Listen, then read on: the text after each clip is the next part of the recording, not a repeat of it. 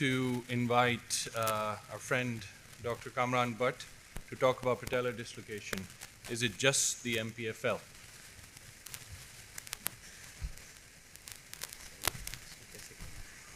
Assalamu alaikum. Good morning, everybody. Thank you very much. It's like to be different from ACL this morning. So obviously, we are here to learn. So that's the main logic. So I'll stick to the guideline which the committee has provided me. My talk is about patella dislocation. Is that just an MPFL? They asked me to disclose. I had no disclosure. They asked me to talk about myself. I think it's way too much, but I practice in Lahore. With these are my partners. Right. With the limited time available, we have to convey a message. I have to convince few people in this audience. Like this rock. This is patella, a miracle joint. We all been grown up, been trained, looking for other operation, big operation, lateral release, multiple operations. So I asked a consultant a question, why? There is so many patients with patellofemoral problems, so many operations. Because he told me nobody knows what operation worked for them. That's why there are tons of operation. Because you think you understand, but you don't really understand. We started to understand about these things recently. What is MPFL? What is patella tendon? And once these things are in place, you can do staple jumping. But anything goes wrong, you can have a disaster. So obviously something has to be learned, something was missing. We were not doing the correct thing. So there's so much anatomical variant.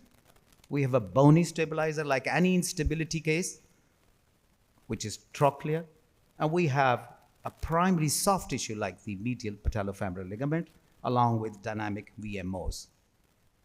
We used to talk only about VMOs, but I think it's more than VMOs and more than now, it's more than MPFL. That's why I'm here. So obviously, you're dealing with something. I see my patients in practice and I say, what, hang on. Are you a pain patient? Are you an instability patient? To me, symptomatic instability is a different way of looking into. A pain is a different way to look into. Is it coming, or is it sublux, or it is dislocating? So obviously, these are a question as a clinician sitting, young female teenagers coming to you. Is that your first dislocation? Why? The evidence say 40% of them are going to dislocate again. Then, is it traumatic? We know 20% will come again. Is it atraumatic? They are the worst one. More than 40% will come back again. And we know there are combination. And what we don't want, the people ask us question, doctor, is it going to come out again? So I think with the development, when you hear some osmotic knowledge or MPFL reconstruction, a lot of people start doing MPFL reconstruction. But no, hang on. There is some etiology which we need to be clear in our head. It's always like starting from the top. I joined Patellofemoral Society UK. They teach me that start from the top. Look at the laxity. Once you finish with the laxity with the Beekton score, come down to the patella. Look at patella high, alta. Then look at the alignment. Look at the patella, its position. What about the VMO weakness, tight lateral structure? And that's where you're going to get more information. That's not one thing only. All those angles, which we have been doing. So really, we are going to get the challenge of these things. On one side is a laxity female. We all see them in our clinics. With the family history, bilateral, atraumatic, repeatedly coming. And the other side, we have to dig into the investigation and the understanding of our brain. So what is patellal alta? What is trochlear dysplasia? What are these distances? What is this about being alta and lateralized? What about these Q angle and quads dysfunction dynamization? And once you go through that, in our country, like it's a great event, we miss this investigation. We do not examine them properly. We have to see them how they walk, how they stand, What's their Q angle? What's their laxity?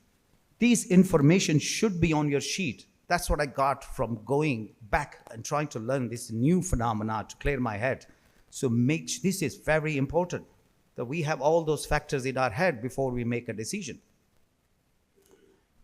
Imaging, we struggle. People don't know about true, so resist good true lateral views. That's where you're going to decide all those factors, whether it's a patella alta. There are so many indexes. We all know which one you like. Patellar tilt, patellar morphology, and patellar trochlear dysplasias.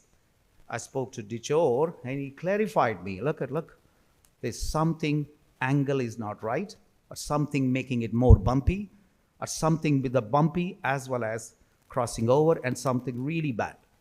So that's the way they say A, B, C, D. Obviously, the outcome is going to be affected by that and your planning. This is where we lack in Pakistan.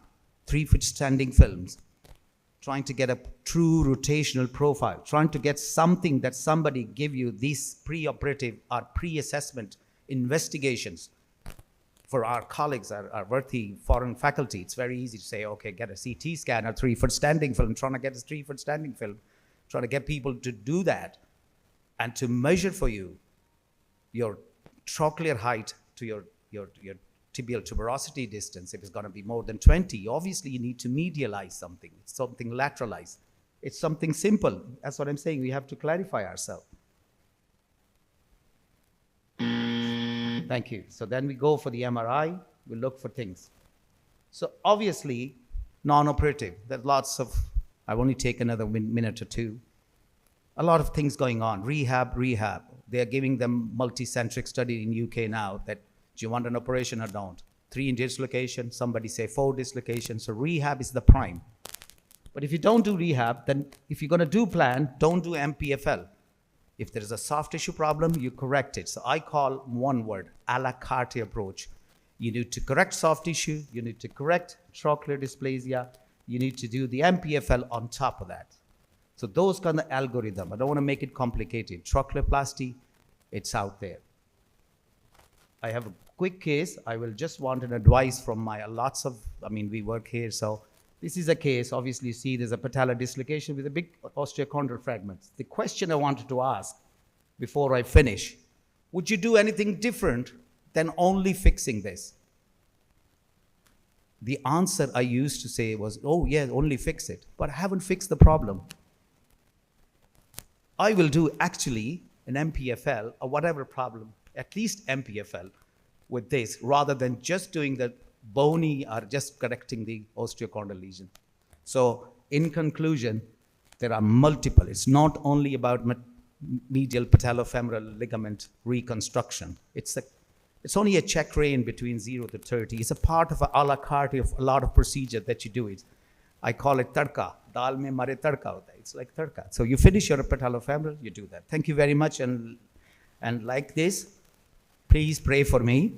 I have lots of good surgeons, Umar, Yasir, everybody, and faculty. So I've just met our faculty from Sweden. So this is my new love. I started. So when I posted this picture, most people said, you will get ACL.